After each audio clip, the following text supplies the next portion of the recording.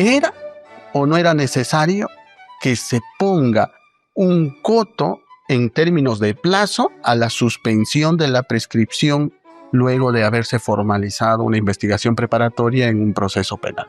Sin duda, era sumamente necesario. Los plazos de prescripción son los que el Código establece, pero el Código Procesal Penal establece la suspensión. Perfecto, hay suspensión. Cuando se formaliza, es decir, cuando se judicializa el proceso penal, hay esa suspensión. Lo que el Congreso va a hacer es fijar un plazo de esa suspensión. Lo razonable, ¿qué cosa es? Es 1 año, y le ponen el año.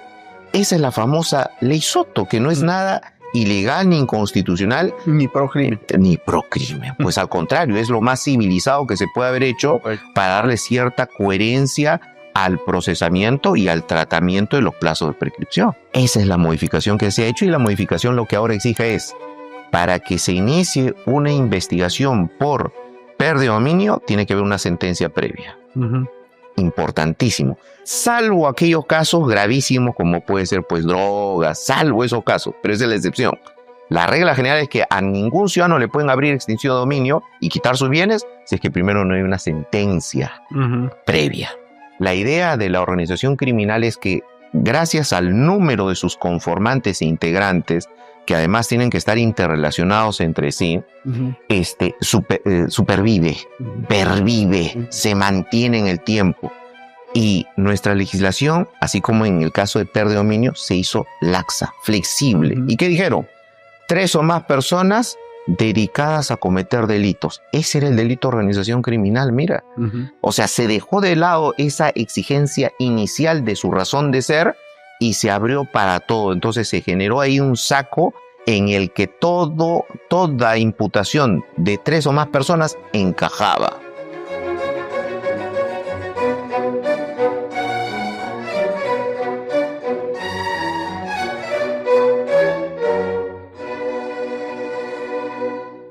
Hola, bienvenidos a un nuevo programa de la Tribuna de Gridley. Soy Hugo Mendoza y, como ya saben, estamos todos los martes a partir de las 7 de la noche por todas las plataformas digitales. El día de hoy vamos a hablar de un tema bastante interesante en el sentido de que vamos a ver hasta qué punto realmente es cierto de que se viene llamando a unas leyes denominadas pro-crimen, ¿no? Que genera bastante polarización, se culpa al Congreso, y con esto no quiero defender ni tampoco pues levantar su baja aprobación que tiene, que lamentablemente en realidad también se la han ganado, pero también hay que reconocer que hay determinadas normas que definitivamente han ayudado para regularizar, frenar ciertos abusos que se han venido cometiendo a lo largo de las investigaciones en la práctica, ¿no? Cuando venían aplicando ciertas figuras jurídicas, los fiscales, los jueces y todo lo demás. Entonces se dice leyes pro crimen, y lo que hoy día vamos a hacer es ver hasta qué punto realmente estas denominadas leyes pro crimen son realmente como dicen que son, o es que era necesario que se legislen para poder poner ese freno a estas arbitrariedades. Todo eso lo vamos a conversar con nuestro invitado del día de hoy, con el doctor Cristian Salas Beteta, que, como saben, es un abogado penalista, reconocido penalista, es procurador también anticorrupción, y con quien, con la experiencia y trayectoria que lo caracteriza, vamos a poder descifrar, ¿realmente son leyes pro crimen o no? Entre ellas la ley de prescripción, que ha puesto 1 año para la suspensión a propósito de una formalización, lo del crimen organizado, la pérdida de dominio, etcétera, etcétera. Todo eso con nuestro invitado. Bienvenido, doctor, a nuestro programa. Hugo, un placer. Te agradezco el espacio y de por sí te felicito, porque esta tribuna académica hace muy bien no solo a la comunidad jurídica, futuros abogados, sino también a la sociedad, porque parte de tu público es el ciudadano de a pie que quiere entender, y sobre todo entender esta gran pregunta que tú has planteado.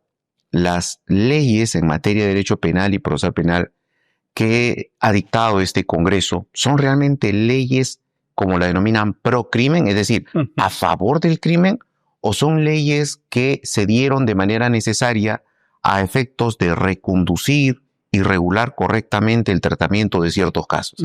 Esa gran pregunta la vamos a debatir en los siguientes minutos y te agradezco este importante espacio.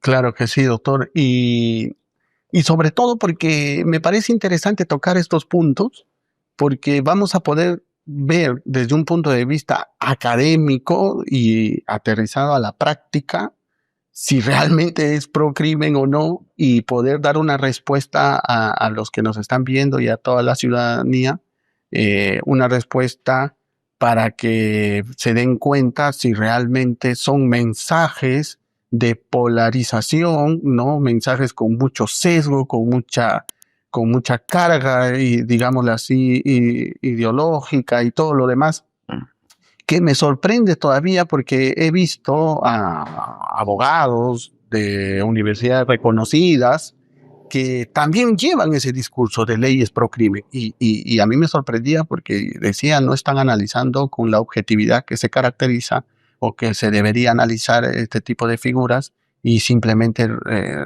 pues repiten, podríamos decir, un libreto. Dicho eso, entonces quería hablar un poco de la suspensión del plazo de prescripción, ¿no? Que en su momento la llamaron la denominada Ley Soto porque se dio bajo la presidencia de este congresista Soto, ¿no? Que será presidente del Poder Legislativo. Y que terminó aplicando esa ley en un caso de él. En un propio caso de él y de muchos otros congresistas. Sí. Entonces, en su momento, yo decía, probablemente no sea lo correcto éticamente de que ellos mismos apliquen una norma que hayan dado, pero muy al margen de esos casos, digámoslo así, ¿era o no era necesario que se ponga un coto en términos de plazo a la suspensión de la prescripción luego de haberse formalizado una investigación preparatoria en un proceso penal? Sin duda, era sumamente necesario. Vamos a explicar bajo las siguientes premisas. El Estado en materia penal ejerce el monopolio del ius puniendi. O sea, el derecho penal, el único que lo puede aplicar en un Estado democrático es el propio Estado a través de sus agentes. Llámese a través del Ministerio Público para perseguir el delito y a través del Poder Judicial para evaluar y sancionar si corresponde aplicar una pena. Pero esa función persecutora que tiene el Estado de investigación, de procesar presuntos hechos delictivos, no es eterna. Es decir, si se comete un delito hoy, el Estado no tiene tiempo indeterminado para investigar o procesar ese caso. No es razonable que en un Estado democrático el ciudadano esté siempre bajo un estado constante de sospecha. La persona, cuando es indicada por la presunta comisión de un delito, está sometida al proceso. Se somete a la investigación, no es que ella quiera ser investigada, se somete obligatoriamente a la investigación. Si es citada, está obligada a concurrir a las citaciones. Si es que se desarrolla un procesamiento, ya está incluido en el proceso penal, no por su voluntad, sino porque el Estado así se lo impone. Esa es la atribución coercitiva del Estado. Pero justamente al estar sometida a una investigación, un procesamiento, lo razonable es que esto se dé en un plazo prudente, en un tiempo determinado. No puede haber indagación atemporal, indefinida, infinita. Y es así como surge en materia penal y procesal penal la figura de la prescripción de la acción penal. Es decir, la persecución del delito va a tener un límite temporal. Y en materia penal, nuestro Código Penal establece la prescripción para los delitos, ¿no? Es una prescripción ordinaria, la común y corriente, cuando se computa el máximo de la pena de un hecho. Por ejemplo, ocurre un homicidio y este está sancionado por 8 años como pena máxima de privativa de libertad. Si transcurren esos 8 años sin que nadie lo conozca, sin que se inicie una investigación, transcurrieron los 8 años, el tema murió. Prescribió. ¿Qué pasa si ante los 8 años una persona denuncia y se inicia una investigación penal por presunto homicidio? El plazo, no dice el código, será extraordinario. Es decir, el máximo de la pena, que sería 8 años más la mitad, 4 años. ¿Y qué pasa si son delitos donde hay perjuicio al erario nacional, al patrimonio estatal, como puede ser un caso de corrupción? Se duplica el plazo de prescripción. Si es un delito de peculado sancionado con 9 años como máximo, 9 más 9, 18 años. Eso. Entonces, eso así lo establece nuestro Código Penal, la prescripción como límite del plazo de persecución del delito, de vigencia de la acción penal. Y entonces, ¿qué ocurre aquí en el Perú? Cuando el Código Procesal Penal actual vigente en el 2004 es aprobado, inserta una innovación. ¿Cuál es esa innovación? Dice, la disposición de formalización de la investigación suspende el cómputo del plazo de la prescripción. Pero ¿dónde estuvo el error del legislador? Que no dijo por cuánto tiempo suspendía. Ese fue el craso error de nuestro legislador. Y entonces en la práctica, desde el 2006 que se puso en vigencia este código, las investigaciones no tenían fin. Los plazos no tenían fin. Entonces la Fiscalía investigaba por 3, 4, 5, 6 años y no había cuándo el delito prescriba. Y eso a diferencia de lo que el antiguo Código de Procedimientos Penales regulaba, donde no existía la suspensión. Mira, o sea, no es que ahora estemos poniendo trabas a la persecución del delito, no. En el antiguo Código de Procedimientos Penales no existía la suspensión. O sea, el tiempo transcurría y se operaba la prescripción extraordinaria, incluso estando en juicio, prescribía el caso y se moría. Así funcionaba. Y entonces, frente a esto, Corte Suprema, Tribunal Constitucional, emitieron pronunciamientos sobre esta suspensión del nuevo código y dijeron, no es razonable esto. No puede haber una suspensión indefinida del cómputo de la acción penal. En algún momento se tiene que retomar y esto no puede ser pues hasta que acabe el proceso, no, o sea, tiene que haber un límite. Incluso hubo pronunciamiento de que ese límite fuera de 1 año. Mira, la propia Corte Suprema. ¿Y qué hace el Congreso? Toma esa posición correcta, jurídicamente correcta, y dice, efectivamente, los plazos de prescripción son los que el Código establece, pero el Código Procesal Penal establece la suspensión. Perfecto, hay suspensión. Cuando se formaliza, es decir, cuando se judicializa el proceso penal, hay esa suspensión. Lo que el Congreso va a hacer es fijar un plazo de esa suspensión. Lo razonable, ¿qué cosa es? Es 1 año y le ponen el año. Esa es la famosa Ley Soto, que no es nada ilegal ni inconstitucional. Ni procrimen. Ni procrimen. Pues al contrario, es lo más civilizado que se puede haber hecho para darle cierta coherencia al procesamiento y al tratamiento de los plazos de prescripción. Correcto, usted lo ha explicado muy claramente y como dijo la Corte Suprema y han existido pronunciamientos, porque también generó mucha confusión, porque veníamos de un tránsito de un antiguo código de procedimientos penales que no existía esta figura de suspensión y con este código del 2004, procesal penal, se inserta esta figura y no se sabía hasta cuándo se suspendía. Como dice usted, algunos decían no hasta que acabe la investigación preparatoria, otros decían no hasta que la intermedia, otros no hasta que acabe el juicio. Había una interpretación, decía, no, se duplica igual del doble que una prescripción extraordinaria, o sea, doble prescripción, entonces era ya bastante descabellada y no podríamos decir entonces que es una ley pro crimen, sino, como usted dice, muy civilizada, más bien, porque lejos de beneficiar a ciertos actores que, como dije, lamentablemente será reprochable ética, moralmente, pero viéndolo en conjunto es la protección de todos los ciudadanos que se van a ver involucrados en algún momento y a nadie le gustaría estar inmerso en una investigación que dure pues al infinito, ¿no? Sino que tiene que tener cierta también previsibilidad en los plazos para acabar con esa incertidumbre. Es más, recuerdo que hay un acuerdo plenario que permite incluso reducir la pena hasta por debajo del mínimo cuando se ha extendido mucho tiempo el proceso penal. Entonces, más bien, repito esa gran frase que dice usted, es lo más civilizado que se pudo hacer pensando en toda la ciudadanía y no se está pensando en generar impunidad, ¿no? Entonces creo que ese punto ha quedado bastante claro y espero que quede claro para que no se esté confundiendo a las personas y deslegitimando de manera innecesaria. El otro punto que es interesante también y que tocan, dicen ley pro crimen, las modificaciones que se ha realizado, por ejemplo, a la pérdida de dominio, a la figura del de la extinción de dominio y que finalmente terminó con un pronunciamiento del Tribunal Constitucional. ¿Por qué el haber entrado a modificarse esta figura de la extinción de dominio no es una ley pro crimen como se dice? Importantísimo también, porque esto en su momento, recordemos, generó incluso una posición institucional del Ministerio Público que atacó directamente la modificación a la ley de extinción de dominio. Atacó directamente al Congreso señalando que esto iba contra la lucha contra el crimen, ¿no? Y eso no es correcto. Base 1.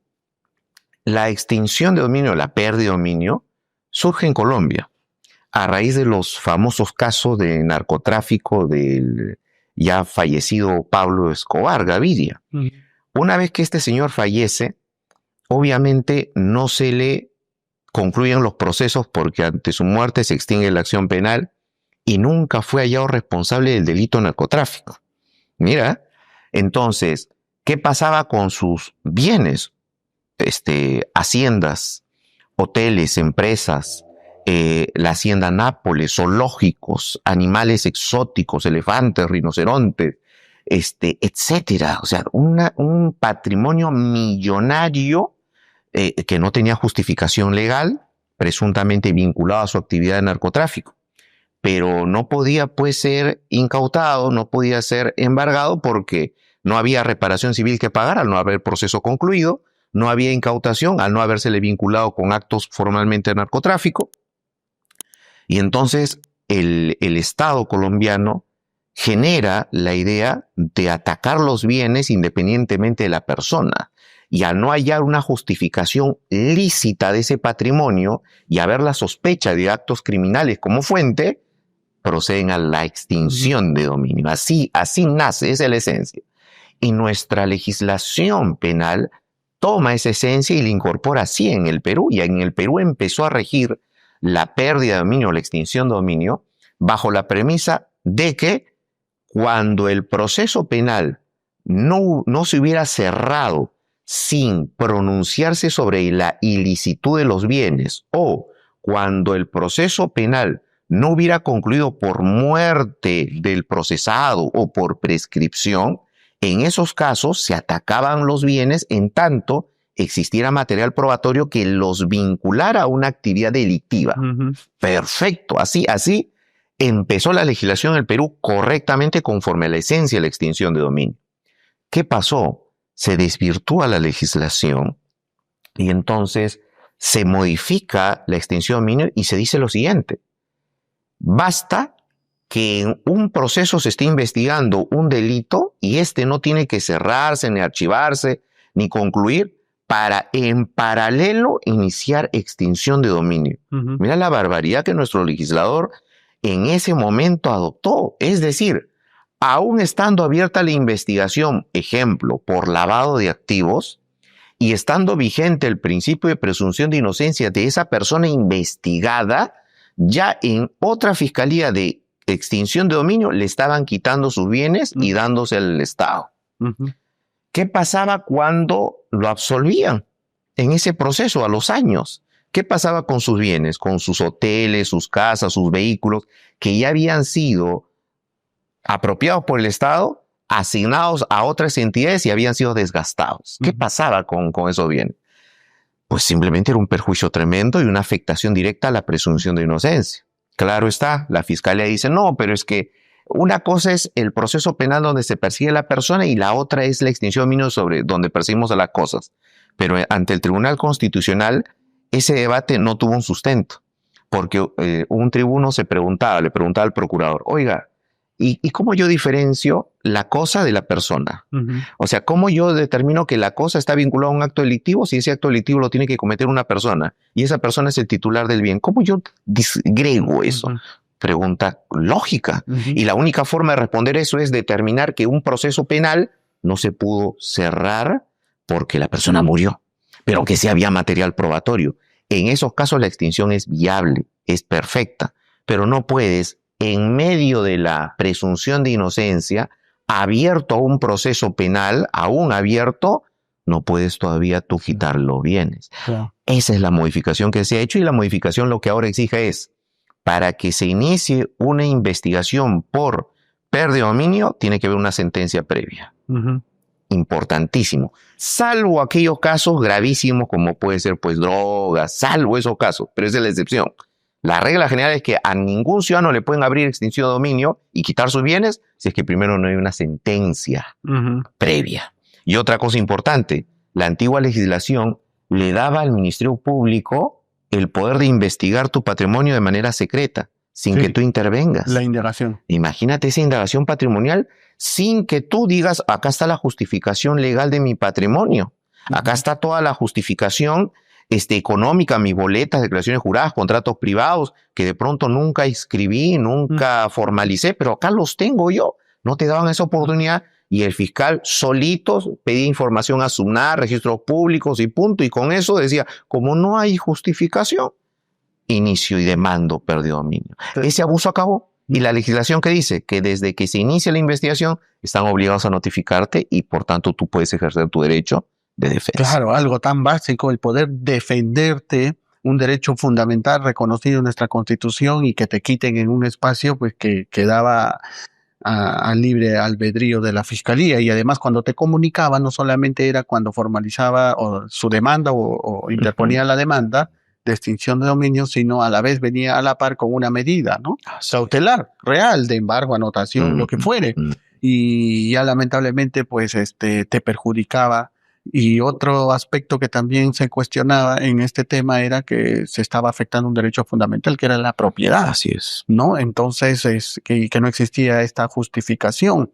Y además también yo veía otra categoría que me parecía bastante absurda, que se exigía una buena fe cualificada, ¿no? Que yo tenía que demostrar para realmente decir que yo lo compré de buena fe. O sea, estábamos incrementando los estándares con esta figura a un nivel que de verdad estábamos en una sociedad y en una persecución donde nos hacían tener inseguridad, ya ni para poder tener una propiedad, porque por cualquier cosa te podían quitar. Y esto creo que lo que derramó la gota del vaso fue de que se estaban ya yendo contra bienes, por ejemplo, que no tenían nada que ver con una actividad delictiva, o que eran hechos totalmente aislados, como por ejemplo de un autobús, ¿no? Que venía y que, bueno, por extinción de dominio, se cargaron con el bus.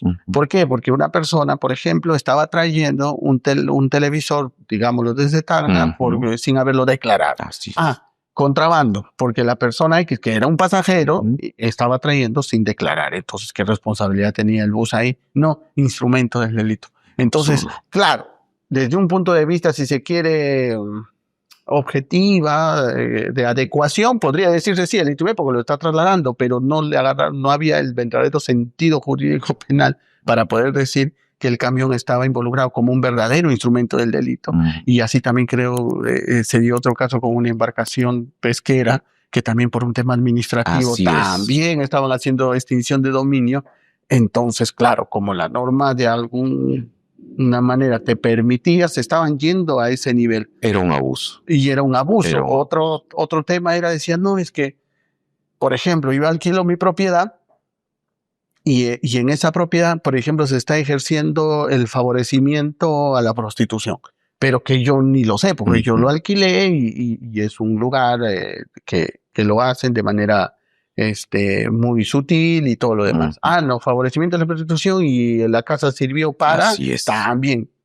Pero si yo lo alquilé, entonces en realidad estaban generando mucho perjuicio, y con esta modificación, con este pronunciamiento del Tribunal Constitucional, creo que no se está tratando ni se está protegiendo a la delincuencia ni nada por el estilo, sino todo lo contrario, se está buscando frenar aquellos abusos que lamentablemente nuestros fiscales estaban cometiendo, y nuestros jueces tampoco hacían mucho por frenar esas medidas cautelares y todo lo que pedían los fiscales cuando querían embargar e incautar. Entonces, esto podemos decir que finalmente beneficia a la sociedad y no a un sector de la criminalidad, ni mucho menos. Un dato importante que tú mencionas es que efectivamente la ley, por lo vaga que era, permitía estos excesos y perjuicios a los ciudadanos. Y mira, esta ley fue tan negativa que invirtió una regla en sociedad. En nuestra sociedad, la regla, ¿cuál es? La buena fe.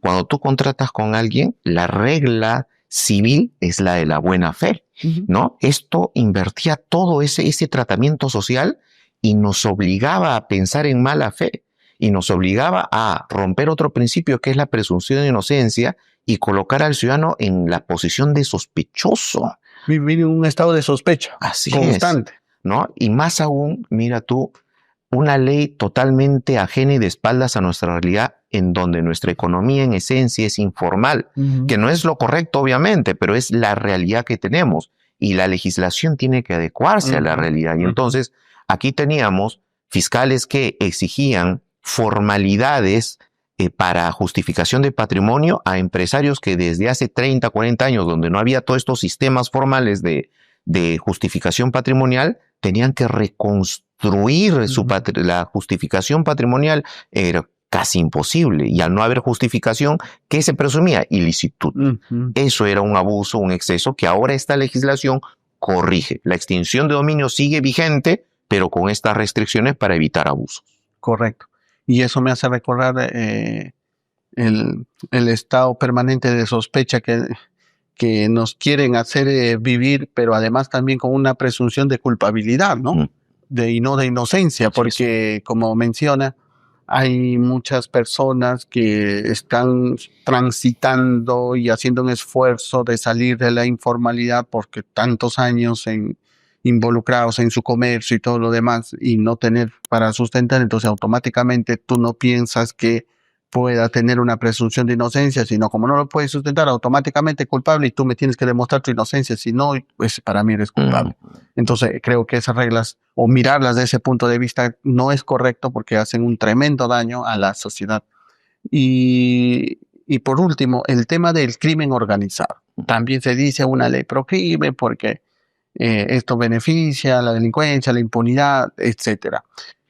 ¿Cuán cierto es esa modificación también del crimen organizado, si es una ley pro crimen o también sirvió para poder darle un real sentido a la persecución de verdaderas organizaciones criminales y no a cualquier grupo de personas que de manera espontánea y por alguna razón han estado presentes en el momento y en el lugar equivocado, o aún así que se ha logrado hasta criminalizar a las instituciones públicas, ¿no? Porque claro, como agarraban el organigrama de que está en el ROFIMOF de una entidad edil, por ejemplo, de un gobierno regional, dice, ahí está la organización criminal, la cabeza, el gobernador, el gerente, acá están los brazos, la administración, o sea, era el organigrama de la institución, entonces estaban criminalizando al Estado. ¿Hasta qué punto realmente esa modificación que se ha venido dando de la ley de crimen organizado es pro crimen o también es un freno a esos abusos que se venían dando? Es exactamente lo último. Las modificaciones que se han dado específicamente al artículo 317 del Código Penal, que regula el delito de organización criminal, ha sido necesario para frenar abusos y excesos que nuestro sistema fiscal y judicial penal han cometido. No es una ley pro crimen, por lo que vamos a explicar. El delito de organización criminal o la organización criminal como tal en concepto surge a partir de experiencias internacionales en donde el mundo apreció la forma más tecnificada y más refinada y más compleja de cometer delitos. ¿Cuál es esa metodología, esa forma de ejecutar el delito de la manera más técnica y refinada y difícil? La organización criminal.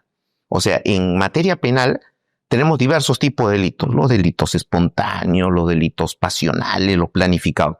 Pero dentro de los más complejos de desarrollar está lo que se llama la organización criminal.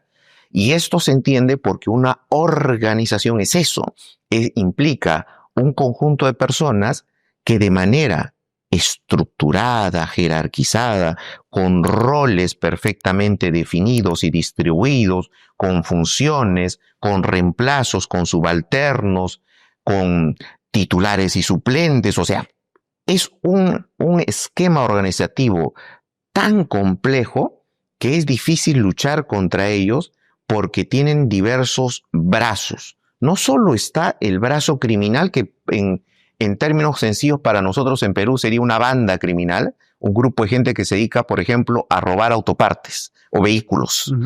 Esa es una banda, no es una organización.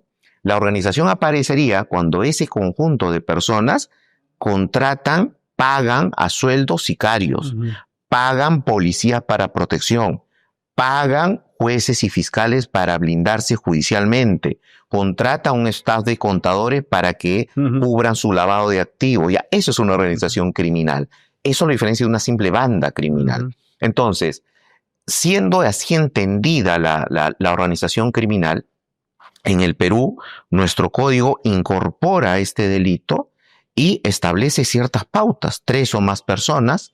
Y uno dirá, ¿y por qué no 2 o más personas? 3, porque si detienes a uno, aún todavía hay pluralidad, ¿no? En cambio, si hubieran solo 2 y eliminas a uno, no existe más organización. La idea de la organización criminal es que, gracias al número de sus conformantes e integrantes, que además tienen que estar interrelacionados entre sí, supervive, pervive, se mantiene en el tiempo. Puedes matar a uno de sus integrantes de cúpula, puedes detener a su cabecilla, puedes eliminar a su contador, a alguien, pero la organización va a mantenerse porque funciona de acuerdo a roles y no a personas. Entonces, entendido esto así, en el Perú se estableció 3 o más personas que de manera estable, a través de una organización compleja, de manera jerarquizada, pudieran cometer delitos graves. ¿Qué pasa? En el tiempo, esto varía. Y nuestra legislación, así como en el caso de pérdida de dominio, se hizo laxa, flexible. ¿Y qué dijeron? 3 o más personas dedicadas a cometer delitos. Ese era el delito de organización criminal, mira. O sea, se dejó de lado esa exigencia inicial de su razón de ser y se abrió para todo. Entonces se generó ahí un saco en el que toda imputación de 3 o más personas encajaba. Esa mala praxis, ¿qué generaba? No solo que el fiscal hiciera una mala investigación, sino que perjudicara a las personas, porque bastaban 3 personas vinculadas a un hecho delictivo para ya tipificar como organización criminal. ¿Y qué establecía la ley? Plazos larguísimos, plazos de 36 meses de fase preliminar, 36 de investigación preparatoria, ampliación, prórroga de 36 meses más. O sea, tenías a un ciudadano imputado por organización criminal 9 años investigado. Mira ese abuso. Y otra cosa, que te bastaba, conforme, por ejemplo, dice el Código Procesal Penal para la prisión preventiva, que te vinculen a una organización criminal para que te dicten una prisión preventiva. Mira, porque tu sola vinculación ya generaba un riesgo. Así de abusivo fue esto, y hemos tenido casos como los que tú mencionas. O sea, en tu experiencia tú has visto seguramente, has asesorado casos de funcionarios municipales o de un gobierno regional que les imputaban, ejemplo, colusión. Eran 3 miembros de un comité de selección especial que les imputaban haberse coludido con un empresario para direccionar un contrato. Como ya eran 4, organización criminal en la municipalidad X. Eso hemos tenido a nivel nacional, Hugo. Las fiscalías, según su récord, en el Perú hemos tenido miles de organizaciones criminales en las municipalidades. Y entonces, ¿cuál es la estructura? Repetían el esquema organizativo, alcalde, gerente, tal, ¿no?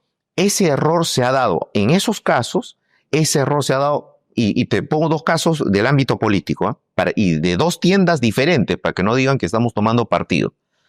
El caso PPK. Pedro Pablo Kuczynski, presidente de la República, era supuestamente un cabecilla de una organización criminal, integrando la organización, su secretaria y su chofer. Como eran 3 vinculados a cohecho, a colusión, tráfico de influencias. Listo, suficiente. Mira ese absurdo. Y presos, El otro absurdo, Fuerza Popular. Organización criminal, decía el fiscal, de esta cúpula, de este partido político, y su finalidad de esa organización, ¿cuál era? Llegar al poder. El partido político tiene como fin llegar al poder a través de los canales democráticos. Y el Tribunal Constitucional ahí justamente le ha enmendado la plana. No puedes establecer esa finalidad de una organización política, de una organización criminal, porque ese es el fin de la organización política válidamente, legítimamente constituida. Esos abusos se han venido dando y lo que esta legislación ahora establece es unos requisitos para determinar y calificar cuando estamos ante organización criminal, diferenciándola de otros casos comunes, de lo que es una banda criminal, de un caso de coautoría, autoría o participación. Lo diferencia. Y entonces necesitas estructura compleja, no flexibilidad, sino estabilidad en el funcionamiento, que se dediquen a cometer no cualquier delito chiquito como patrocinio ilegal, tráfico de influencia, no, sino delitos graves, que tenga una finalidad económica, que es la esencia de la organización criminal. O sea, generar toda esta estructura no es gratis, pues, cuesta. Y este grupo criminal lo que busca es tener beneficios económicos, que es su gran móvil. Y entonces atacar un mercado ilícito, abarcarlo, una cadena de valor. Esos requisitos obviamente son exigibles para punir, para sancionar verdaderas organizaciones criminales. Y otro dato importante, y creo que este es uno de los puntos más mediáticos que se cuestionaron, era, pero ahora se exige que en los allanamientos en estos casos esté presente el abogado del investigado y si no está presente la diligencia no se lleva a cabo. Falso, Hugo. Mira esa falsedad que incluso un fiscal lo dijo públicamente. La ley no establece eso. La ley lo que establece es que la diligencia no va a continuar si es que no está presente el abogado del investigado. Pero y si el abogado del investigado va a llegar tarde o dice no voy a llegar, no estoy en el Perú o algo, o imagínate, el investigado ni siquiera está, ¿sí? ¿Qué pasa? La diligencia entonces no se hace, falso. El fiscal va con un abogado de oficio y el abogado de oficio participa y la diligencia se desarrolla normal como siempre ha ocurrido. Siempre ha ocurrido eso. Entonces, con eso se cae este argumento de, no, es una ley pro crimen porque los allanamientos, incautaciones ya no se pueden realizar. Falso. Entonces, creo que con esto queda claro que esta es una ley también razonable y que vuelve a los orígenes de lo que era realmente entender cuándo estábamos ante una organización criminal. Correcto. Y sobre todo también por la finalidad, ¿no? Porque como vemos históricamente las organizaciones criminales y por su propia naturaleza es obtener un beneficio económico, ¿no? Entonces, criminalizar como organización criminal a un partido político por querer llegar al poder, pues estabas criminalizando la esencia misma de un partido político y de toda su militancia, así sea Fuerza Popular o cualquiera, porque si se permitía eso, se podía ir y peor aún se podía generar esta figura del lawfare, que es utilizar la administración de justicia para derribar a tu oponente político, porque si se permite eso, entonces voy y ataco a tal partido político, la acuso de organización criminal, utilizo la fiscalía y el poder judicial y pues me quito de contienda a este rival. Entonces era muy peligroso y qué bueno que el Tribunal Constitucional haya podido corregir esta interpretación y sobre todo también del tema económico, ¿no? Que queda clarísimo. Toda organización criminal, su finalidad, su esencia es lucrar, obtener un beneficio económico a través del crimen. Y no cualquier crimen, sino un crimen, delitos bastante graves. Entonces, todo esto queda claro, doctor, que ha servido para frenar estos abusos, para poder civilizar un poco más los procesos penales y sobre todo del crimen organizado, más allá de los plazos y todo lo que usted mencionó. También es importante resaltar que permitía a la Fiscalía hacer esos actos especiales de investigación bajo esta figura de organización criminal a estas personas que no eran organización criminal, como bien el ejemplo que menciona de una colusión en una institución estatal, te podían estar escuchando, ¿no? Haciendo la óbice, la vigilancia y todo lo demás, meterte a tus cuentas bancarias y todo, o sea, todo se flexibiliza porque cuando te imputan organización criminal, estos actos especiales de investigación que tiene la Fiscalía la posibilidad de hacer, tiene mucho poder. Así. Y queda claro que penetran a tu vida más íntima sin mayor problema. Y eso no se podía permitir y por eso es importante que se haya corregido todo esto. Así. Entonces, como última reflexión final, doctor, sobre lo que hemos conversado, ¿qué nos espera y qué deberíamos esperar para seguir luchando y combatiendo sobre estos abusos en los procesos penales? ¿Qué queda más por corregir? Bueno, el derecho no se puede torcer al igual que la verdad. En un proceso penal pueden haber muchas verdades, pero justamente nuestra profesión es tan hermosa y tan exigente que para determinar cuando algo es cierto o no, el juez, que es el que finalmente decide, se vale del objetivo, de la prueba. Entonces, no podemos engañar ni al juez y no podemos engañar la verdad. En materia penal, si es que un planteamiento no tiene sustento, simplemente se descarta. El sustento de una posición se da en base a datos objetivos como son la prueba. Y nosotros como hombres de derecho, independientemente de la ola mediática y del poder político de turno, el sentido político vigente imperante en un tiempo, nosotros tenemos que tener siempre la ley y los principios de la ley a la mano. Y miren cómo es que nuestras posiciones que en un momento fueron cuestionadas, con el tiempo se van asentando y van aclarando y van sirviendo para que tengamos una mejor sociedad. Ese es el objetivo. Y finalmente, Hugo, felicitarte. Permíteme felicitarte por este espacio académico tan importante, tan esclarecedor y que sirve de luz en momentos de incertidumbre jurídica. Ese es el objetivo de este espacio, estoy seguro. Y te felicito a ti y a todo tu equipo. Muchas gracias, doctor. Esperamos contar con usted una nueva oportunidad para seguir debatiendo estas figuras jurídicas que a veces es un poco, no difícil, pero sí un poco complejo, si se quiere, tener un poco de paciencia y poder explicarlo, y que quizás en otros escenarios no se puede contar con ese tiempo, y que para eso es este espacio, ¿no? Para poder tener un poco más de amplitud en el tiempo y poder explicarse mejor para que los que nos están viendo lo puedan entender. Nuevamente, gracias, doctor. Gracias. Llegamos al final del programa, amigos. Nos vemos en una próxima oportunidad.